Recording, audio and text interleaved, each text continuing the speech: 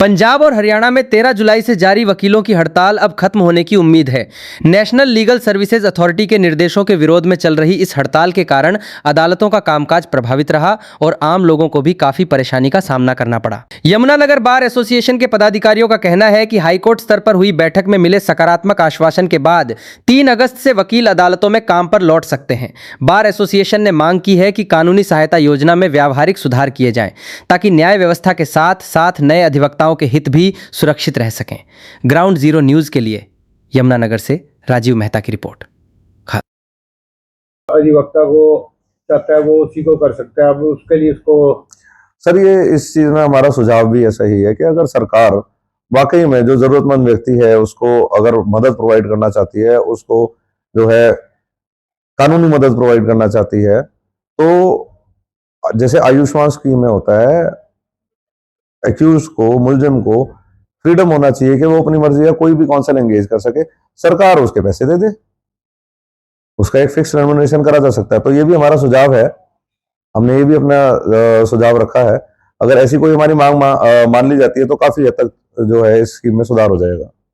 ये स्कीम में वैसे ऐसा ही है कि ऐसा कि ऊपर मान के ये जो ऊपर से कहेंगे अधिवक्ता करने के लिए सिर्फ उसी को ही कर सकते हैं आप? नहीं, ऐसा नहीं। हाँ जी, बिल्कुल ऐसा ही है। जैसे मैंने आपको बताया, हमारे जिले में 6 एडवोकेट जो हैं वो एलईडीसी की स्कीम में हैं, जो कि जितने भी मैंने आपको बताया 5 से 7% केसेस जो उनका नंबर बनता है, वो सिर्फ वही 6 अधिवक्ता ही सारे हैंडल कर रहे हैं, जो कि ना वो क्वालिटी ऑफ वर्क दे सकते हैं ऐसे में, और जो मेन सरकार का मोटिव है, कॉन्स्टिट्यूशन जो राइट प्रोवाइड कर रहा है आर्टिकल 39A में, वो भी अचीव नहीं हो रहा।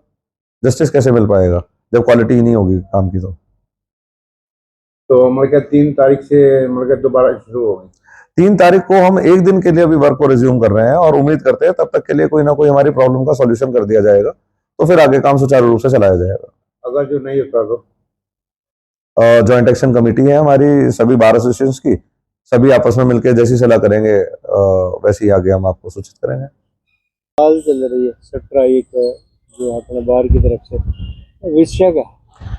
विषय है सर, ये एलएडीसी में हमारे काउंसिल्स कुछ रिक्रूट होते हैं, क्योंकि जो अगर हम एलएडीसी के बारे में थोड़ा बताएं, क्योंकि जनता में तरह तरह की भ्रांतियां हैं कि वकील हड़ताल पे हैं लेकिन उनको सही मुद्दा नहीं पता।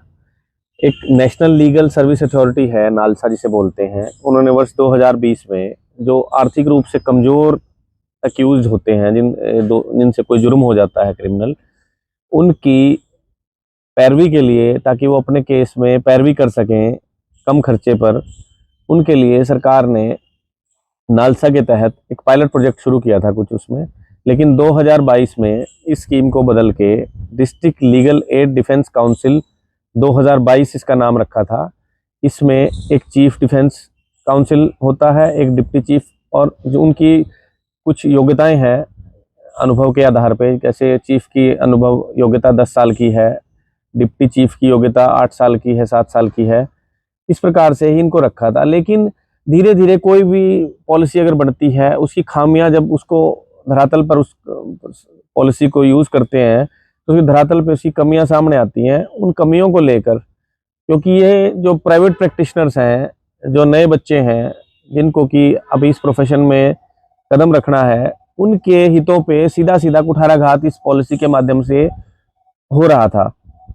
तो कुछ जिलों में ये ज़्यादा है, कुछ में कम है। जैसे सरकार का भी डेटा है कि 5 से 7% जो केसेस हैं एलएडीसी के अलॉट हुए हैं, लेकिन ये डेटा का भी कोई कोई ठोस आधार नहीं है कि ये फिगर कहाँ से आई।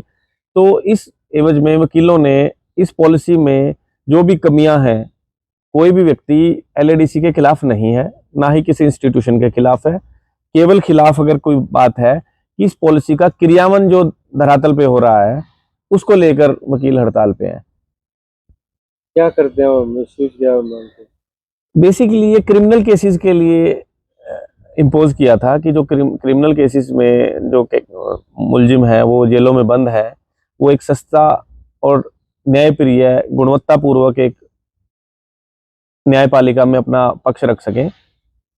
लेकिन ये धीरे धीरे सिविल साइड पे भी मूव हो रहा है, देखने में आता है कि क्योंकि उनको एक प्लेटफॉर्म मिलता है जेलों में जाने का और जुडिशियल ऑफिसर्स के साथ इंटरेक्शन करने का, क्योंकि इनके सेमिनार्स होते हैं, तो वो उस पॉलिसी की आड़ में अपनी प्राइवेट प्रैक्टिसेस भी कुछ जगह पे कर रहे हैं।